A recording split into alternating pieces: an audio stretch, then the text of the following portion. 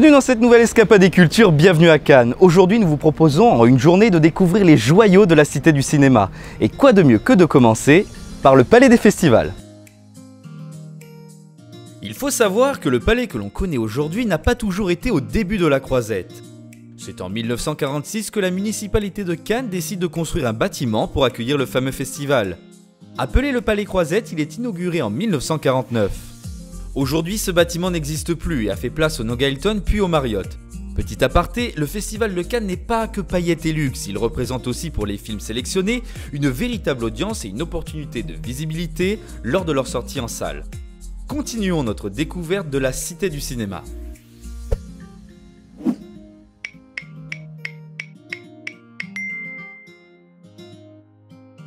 Quand on visite Cannes, on ne peut pas s'empêcher de passer par le marché Fortville, un marché aux produits locaux et provençaux. Bon, en ce moment c'est masque obligatoire, mais ça ne vous empêchera pas de sentir les saveurs du marché. On y rentre par une des 4 portes. Sur les étals se côtoient les produits de saison, la pêche locale et les fleurs. Ce grand marché couvert au cœur de la cité cannoise est un véritable voyage gourmand en Provence. Retrouvons David, marchand d'olives au centre du marché.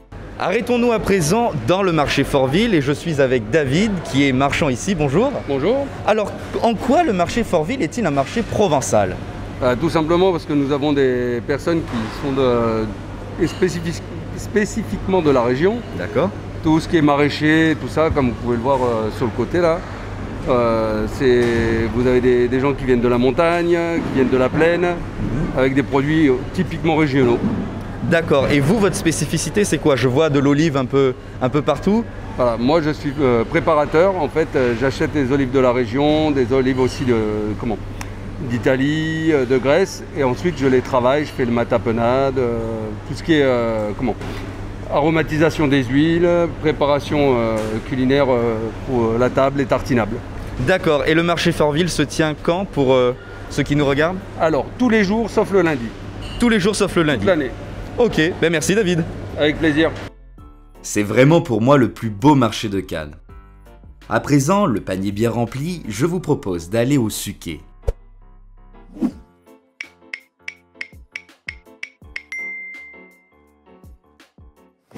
Je vous emmène au point le plus beau de Cannes, suivez-moi. Ah, il faut marcher un peu, hein.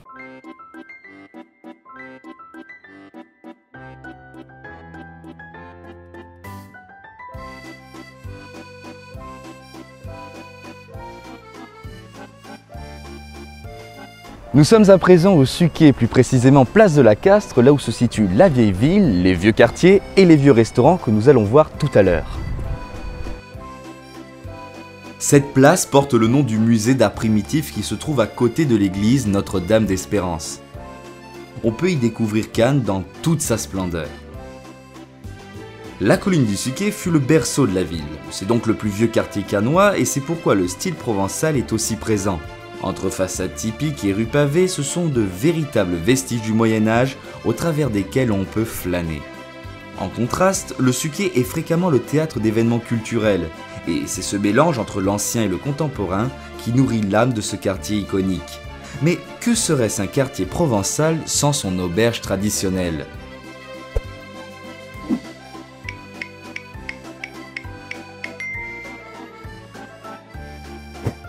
À présent, je vous emmène dans un endroit magique, l'auberge d'Abouto que Gilles a le plaisir de nous faire découvrir aujourd'hui. Bienvenue chez nous, je suis très fier de vous avoir chez nous.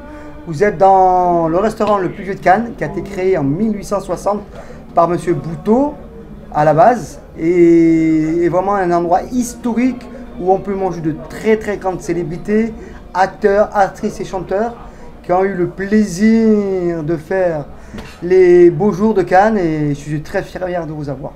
Et alors ici on est dans une auberge provençale. Voilà, en fait de compte, on a la chance avec mon chef Julien et grâce à monsieur et madame Di Giovanni qui sont les propriétaires d'établissement d'être sur le guide Michelin et faire que une grosse partie des produits provençaux, style la banacao avec l'anchoyade, des poissons que vous allez voir tout à l'heure, dorade et loup, préparés à la cheminée au feu de bois, les petits farcis, la soupe de poisson, la bouillabaisse, et de temps en temps on change avec l'aïoli, que des plats typiquement frais directement de la région. Et la cuisine provençale, c'est ça, c'est le mélange des légumes, des poissons Alors, à la base, la cuisine provençale, c'est un mélange de chaleur et d'humanité. Après, c'est tous ces produits qui se mélangent, l'ail, le persil, les tomates du pays, le fenouil, tous ces produits locaux qu'on arrive à assembler pour obtenir ce que les clients aiment exactement dans notre restaurant. Dans votre établissement. Et vous nous avez dit qu'il y avait de nombreuses célébrités qui se sont Tout à fait, de très grandes célébrités. La plus grande anecdote que j'ai retenue par un ancien qui est maintenant qui était maman, qui était Monsieur Luigi, qui était chasseur de l'établissement. En fin de compte, dans les années 1950-60, Luigi était chasseur et il accompagnait, il garait les voitures des grandes célébrités comme le duc d'Édimbourg, ici. Et là, il a eu la chance une fois de me raconter, un Américain vient manger ici, chez Monsieur Bouteau, une bouillabaisse. Et dans cette bouillabaisse-là, il y avait un cafard.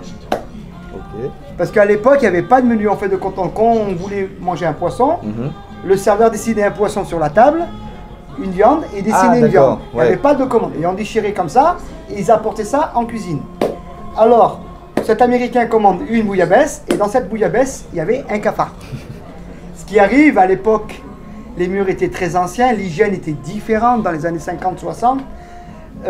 Scandalisé, l'Américain appelle le chef de cuisine sort. Vous imaginez une personne assez corpulente avec une forte voix, comme il était dans l'époque, et il lui a dit non, c'était même pas un cafard, c'était un escargot de mer. Il a pris la cuillère, il a mangé le cafard, et le client a terminé sa bouillabaisse. Très content. Tout à fait content. Les anecdotes, il y en aurait des milliers, comme ça, et voilà, l'endroit reste vraiment historique, et vraiment, il faut vraiment aimer cet endroit pour pouvoir continuer. Parce que la restauration est vraiment très très dure en ce moment. Aux passionnés à venir les... Voilà, on peut être que passionné pour ce qu'on fait. Et moi j'ai quand même une dernière question, peut-être la plus importante. Un plat que vous conseillez à vos clients. Ils viennent chez vous, le plat qu'il faut absolument manger. En fin de compte, venez goûter nos poissons à la cheminée. D'accord. Je suis en train d'en cuire un et vous aurez l'occasion de le filmer tout à l'heure. Ok, on termine juste.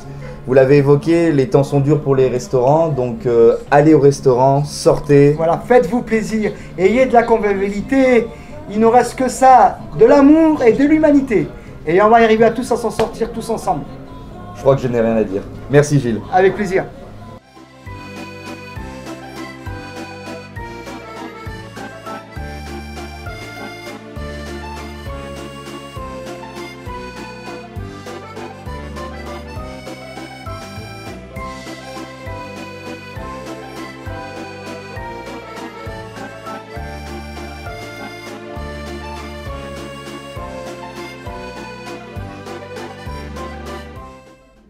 On se retrouve après un excellent repas avec Sophie Di Giovanni, propriétaire de l'établissement d'Abouto.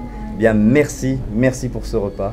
Merci à vous de nous avoir choisis et d'être venus à nous et de filmer ce merveilleux établissement qu'on a beaucoup à cœur et voilà. Et on va peut-être conclure sur quelque chose d'un peu insolite, quelques anecdotes que le restaurant a connu ici à Cannes. Comme vous le savez peut-être pas, mais c'est ici qu'a été créé le Festival de Cannes avec Picasso, Erlinger, Cocteau. En fait, c'est le président de l'époque qui avait demandé à ce que soit organisé sur la Côte d'Azur un festival qui serait un festival qui rayonnerait dans le monde entier. Et donc, on les appelait les 5 mousquetaires. Et ils venaient régulièrement manger ici puisqu'ils étaient amis du patron, monsieur Jean Bouteau, pardon, c'était pas Alexandre c'était le père. Et voilà, autour d'une table, ils ont eu cette idée, ils l'ont proposée à l'époque et c'est comme ça qu'est né le Festival de Cannes, ici, dans ces murs. Et ces murs ont pu voir d'ailleurs énormément de stars de l'époque. Parce que les stars se baladaient dans la rue, venaient manger avec les Cannois, qui les applaudissaient. Tout était très simple et bon enfant et authentique. Et voilà. Et on a refait tout l'établissement en 2008. Complètement, on a tout refait. Donc on s'est fait une deuxième jeunesse. D'accord. Un deuxième round après 15 ans d'exploitation. Et on a eu la chance de rentrer maître restaurateur avec un cuisinier, un chef de cuisine qui était meilleur ouvrier de France, qui s'appelle Franck Ferrigouti, qui est venu comme consultant chez nous. D'accord.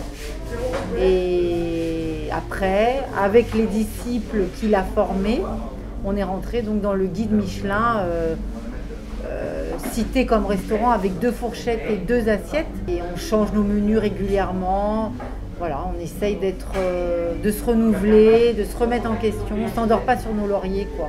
Être créatif et puis évoluer avec son temps, quoi, et avec sa clientèle.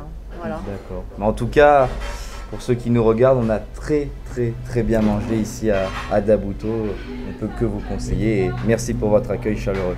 Merci à vous.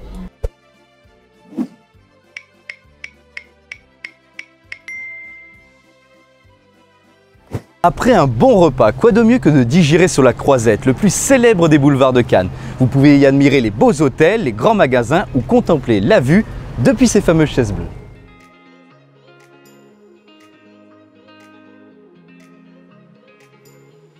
Longue de 2 km, la Croisette s'apprécie surtout à pied. Outre le palais des festivals, c'est véritablement tout le boulevard qui représente le festival. D'ailleurs, n'hésitez pas à y passer en mai au cas où vous y croiseriez 2 ou 3 stars. La Croisette, c'est aussi d'innombrables hôtels de luxe qui bordent la mer, les grands magasins, les grands noms de la mode. Bref, c'est un boulevard qui n'a rien à envier à la 5e avenue ou aux Champs-Élysées. La Croisette, c'est enfin les plages où les vacanciers peuvent la journée profiter du doux soleil de Cannes et la soirée siroter des cocktails sur le sable encore chaud.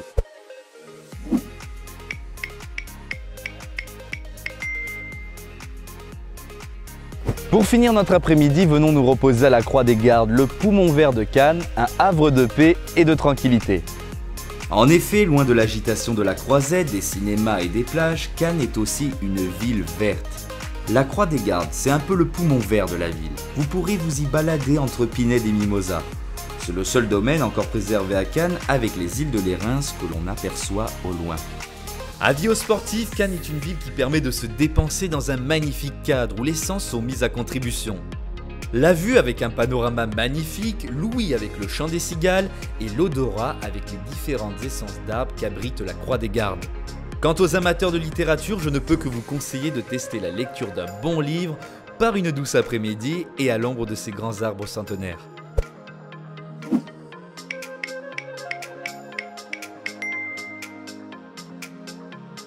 On connaît Cannes pour ses paillettes et son festival, mais on oublie trop souvent la place de l'étang, symbole de l'art provençal avec la pétanque.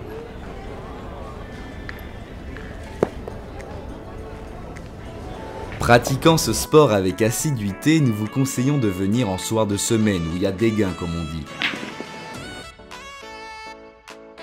Désert tout rempli, cette place ne perd rien de son charme et l'ambiance qui y règne est aussi apaisante que festive.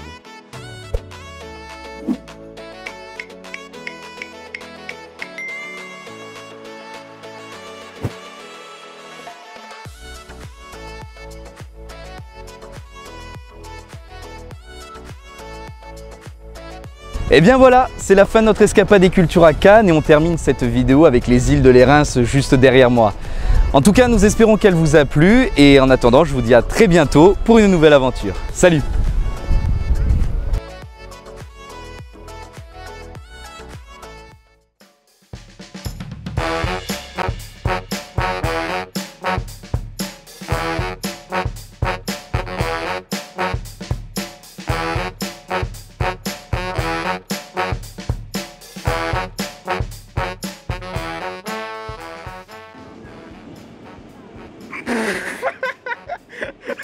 Oh, attends, là il y a une tongue géante qui arrive. Allez-y, allez-y. Allez, ça c'est dans la boîte, c'est super. Je vous emmène au point le plus beau de Cannes.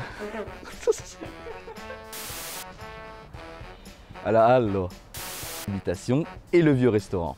Les vieux restaurants, putain.